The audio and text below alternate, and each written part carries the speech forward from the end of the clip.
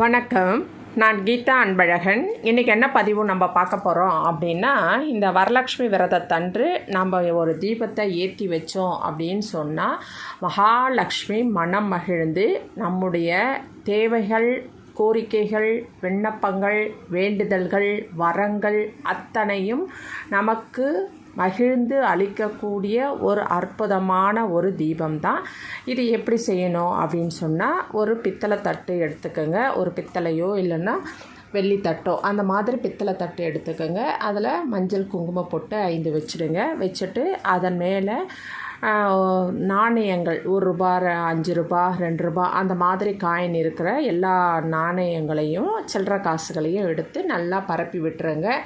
பரப்பிட்டு அதன் மேலே ஒரு செந்தாமரை மலர், செந்தாமரை மகாலட்சுமி விற்றிருக்கும் பூ, அது ரொம்ப விசேஷமானது. அதனால் ஒரு செந்தாமரையை வச்சுடுங்க. வச்சுட்டு அதன் மேலே ஒரு தீபம். அது என்னன்னா, நம்ம மருதாணி இருக்கு இல்லைங்களா, அந்த மருதாணியை கொஞ்சோண்டு கிராம்பு, ஒரு அரை மூடி எலுமிச்சம் சாறு விட்டு, இது ராஜக்கனி, அந்த ஏலக்காய் என்பது, கிராம்பு என்பது மகாலட்சுமி வசியம் செய்யக்கூடிய பொருள். அது ரெண்டுத்தையும் போட்டு அந்த மருதாணியை அரைச்சி, அந்த மருதாணியில் நம்ம விளக்கு மாதிரி செய்து அதை நீங்கள் காய வைத்தும் உலர்த்தியும் வச்சுக்கலாம். இது வெள்ளிக்கிழமை நீங்கள் ஏற்றலாம். அப்படி இல்லைனாலும் நீங்கள் அப்போவே செஞ்சியும் நீங்கள் தீபம் ஏற்றலாம். கண்டிப்பாக அது நல்லா எரியும். சரிங்களா? அதை அந்த மாதிரி தீபத்தை பண்ணிவிட்டு அதில் பசுனை விட்டு பஞ்சதிரி போட்டு பச்சை கற்பூரம் கொஞ்சோண்டு போட்டு நல்லா ஏற்றி விடுங்க.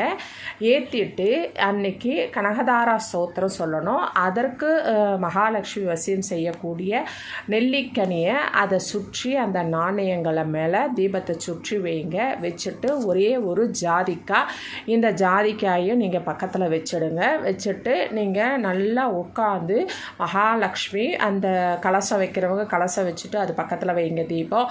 அப்படி இல்லை படம் இருக்குதுன்னா படத்தை அலங்காரம் செஞ்சுட்டு அதன் பக்கத்தில் இந்த தீபத்தை வச்சுடுங்க. வச்சுட்டு நீங்கள் மகாலட்சுமி அஷ்டோத்திரம், மகாலட்சுமி நாமாவளி அல்லது மகாலட்சுமி கனகதாரா ஸ்தோத்திரம், அந்த மாதிரி மகாலட்சுமி சம்மந்தப்பட்ட என்ன பாடல் உங்களுக்கு தெரியுதோ அதை கேட்டு அதை நீங்கள் பாடி அதற்கு நீங்கள் குங்கும அர்ச்சனை பண்ணலாம். நான் நிறைய அர்ச்சனை, நிறைய பதிவுகள் போட்டிருக்கேன் எப்படி செய்யணும்னு. அது உங்களால் என்ன பண்ண முடியுமோ அதை பண்ணி பூஜைலாம் நிறைவான பிறகு அதில் இருக்கிற அந்த ஜாதிக்காயும் அந்த சில்லறை காசையும் எடுத்து ஒரு பட்டு துணியில் கட்டிக்குங்க. அப்படி இல்லை அப்படின்னா நீங்கள் பணம் வைக்கிற இடத்துல எடுத்துகிட்டு போயிட்டு அந்த சில்லறை காசையும் அந்த ஜாதிக்காயும் சேர்த்து வச்சுடுங்க. அந்த விளக்கு அப்படியே நல்லா எரிஞ்சு சாம்பலாக போனாலும் ரொம்ப வாசனையாக இருக்கும். அது ஒன்றும் மலை ஏற்றணும்னு அவசியம் கிடையாது. அதுவே எரிஞ்ச பிறகு அந்த சாம்பிராணி அந்த மருதாணியிலிருந்து நல்ல வாசம் வரும்.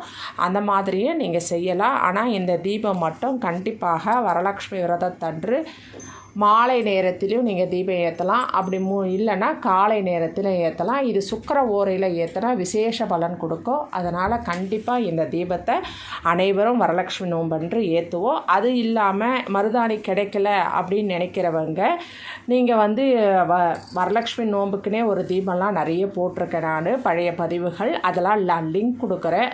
சக்கரை தீபம், கற்கண்ட தீபம், அந்த மாதிரி உங்களால் என்ன தீபம் ஏற்ற முடியுமோ அதில் கண்டிப்பாக ஒரு தீபத்தை அன்று நம்ம ஏற்றி மகாலட்சுமியின் அருளை பெற்றுக்கொள்வோம். சரிங்களா? நன்றி, வணக்கம், வாழ்க வளமுடன். இந்த வீடியோவை சப்ஸ்கிரைப் பண்ணுங்கள், ஷேர் பண்ணுங்கள், லைக் பண்ணுங்கள். தேங்க்யூ.